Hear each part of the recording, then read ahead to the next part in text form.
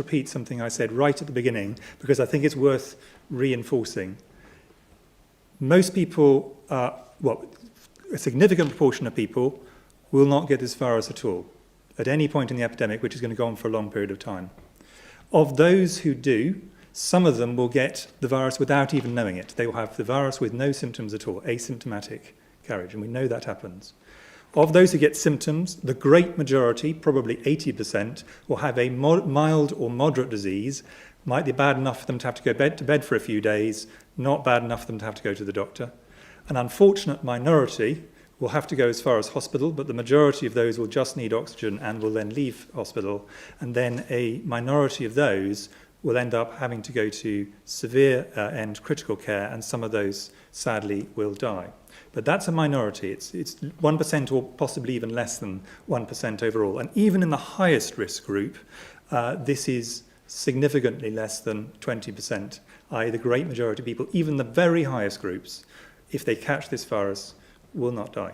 And I've really wanted to make that point really clearly. Do you know, for example, now how many people in the country have recovered from the virus and are now perfectly healthy again, such as the Prime Minister, for example? Well, we have data. Obviously, you don't know everybody for the reasons Chris has said, because a large number of people have been asymptomatic or haven't gone to the doctor. But we do have recovery rates. They are available, and I see absolutely no reason why they shouldn't be made available. Yes, we certainly have hospital recovery rates. Yes, so we have, in a sense, what we have, and this is where I wouldn't want people to overread them. But it's important. They're perfectly open data. Actually, it's perfectly possible to get hold of them if people want. Is we have data on the people who got as far as hospital. How many of those left hospital?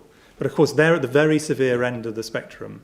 All the ones I was talking about before that point, they make a full recovery, they don't enter the statistics. Now, they increasingly will enter the statistics now that we have a better testing capacity that means that we're picking out more of the milder cases in the community. But I think if people look at those, to go back to your point, what I wouldn't want is for people then to say, oh, well, that's and the mortality rate is higher than I expected. That's because the recovery rates we have are for people who are severe enough to get to hospital. And that's, even so, that is a majority.